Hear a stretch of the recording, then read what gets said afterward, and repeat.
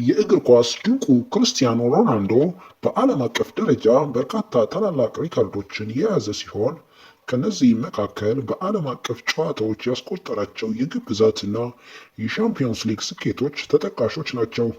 ክርስቲያኖ ሮናልዶ የያዛቸው ዋና ዋና የእግር ኳስ ሪካርዶች በዝርዝር እንደሚከተለው ቀርበዋል። ኤራ የተሰኘ የዩቲዩብ ቻናል ሲሆን ዓለም ላይ የሚገኙ አስገራሚ አስደናቂ ነገሮችን በሚገርም ትንተና አቀርብላችኋለሁና ላይክ፣ ሼር፣ ሰብስክራይብ ማድረግ እንዳይረሳ። ሮናልዶ በወንዶች እግር ኳስ ከማንም በላይ በብሔራዊ ቡድኑ ማለትም ለሀገሩ ፖርቹጋል ብዙ ግቦችን በማስቆጠር አንደኛ ላይ ይቀመጣል። ከ130 በላይ ዓለም አቀፍ ግቦችን ያስቆጠረው ኢራናዊው አሊ ዳኪ ሪከርድንም ሰብሯል። በ5 የተለያዩ የፊፋ ዓለም ዋንጫ ውድድሮች ላይ ጎል ያስቆጠረ ብቸኛው ተጫዋች ነው።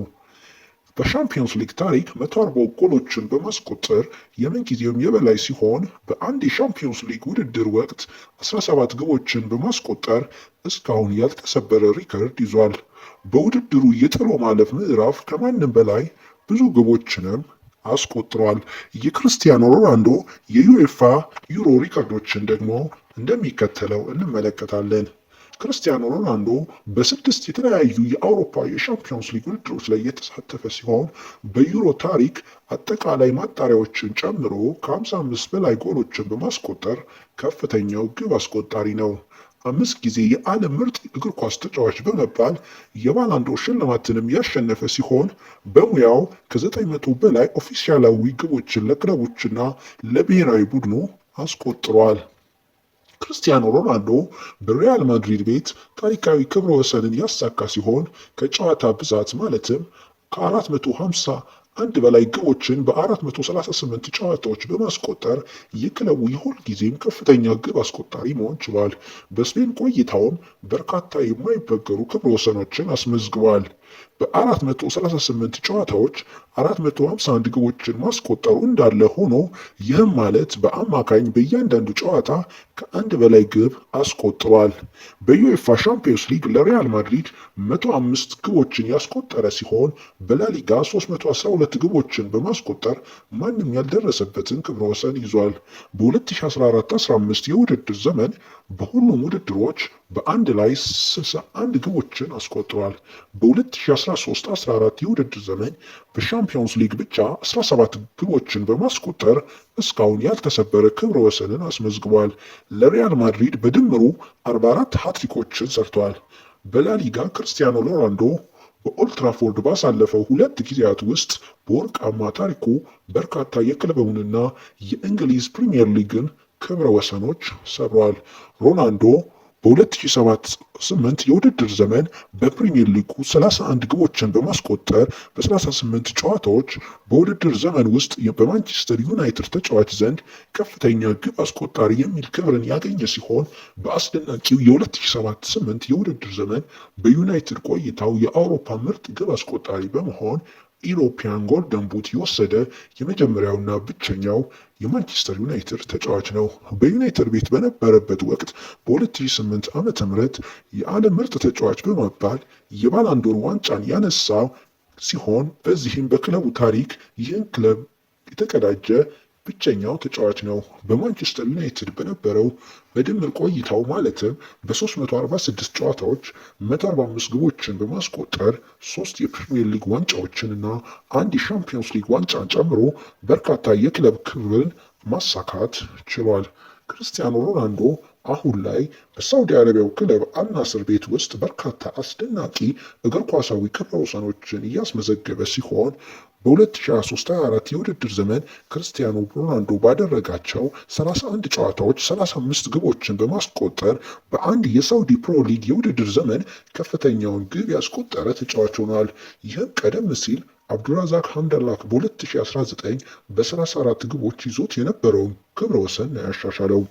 በሊጉ ውስጥ በፈጣን ሁኔታ 100 የጎል ተሳትፎዎችን በማስመዝገብ በአንደኛነት ይጠቀሳል። ባደረጋቸው 85 ጨዋታዎች ውስጥ 83 ግቦችን በማስቆጠርና 17 የግብ ማቀበል በማድረግ ይህን አስደናቂ ክብረ ወሰን ሰባብሯል። ሮናልዶ ለአልናስር ክለብ ባደረጋቸው ከ170 በላይ ጨዋታዎች ውስጥ ከ100 በላይ ግቦችን ያስቆጠረ ሲሆን ይህም በክለቡ ታሪክ እጅግ በርካታ ጎሎችን ካስቆጠሩ ተጫዋቾች ውስጥ ከፍተኛውን ደረጃ እንዲይዝ አድርጎታል።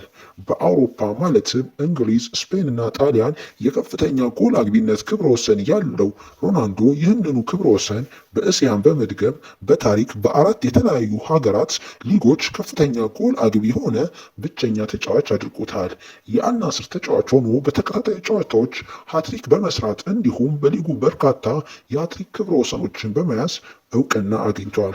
በአልናስር ቤት በነበረበት የመጀመሪያው ዓመት ውስጥ በ2023 ብቻ ክለብና ሀገርን ጨምሮ 54 ግቦችን በማስቆጠር የዓለም አቀፍ ደረጃ የዓመቱ ከፍተኛ ግብ አግቢ እንዲሆን አድርጎታል። ክርስቲያኖ ሮናልዶ በፖርቹጋል ደሴት ማዴራ በድህነት የተወለደ ሲሆን በልጅነቱ የነበረውን አስቸጋሪ የኑሮ ሁኔታ አልፎ እግር ኳስን በሙያነት ደረጃ መርጧል። የፍቅር ሕይወቱ ደግሞ ከዓለማችን ከፍተኛ ትኩረት ከሚሰጣቸው ጉዳዮች አንዱ ሲሆን በአሁኑ ወቅት ከስፔናዊቷ ሞዴል ጆርጂና ሮድሪጌዝ ጋር በመተሳሰር ላይ ይገኛል። ክርስቲያኖ ሮናልዶ ዶ ሳንቶስ አቬሮ እንደ ኤሮፓውያን አቆጣጠር የካቲት 5 ቀን 1985 በማዴራ ደሴት ፖርቹጋል ተወለደ።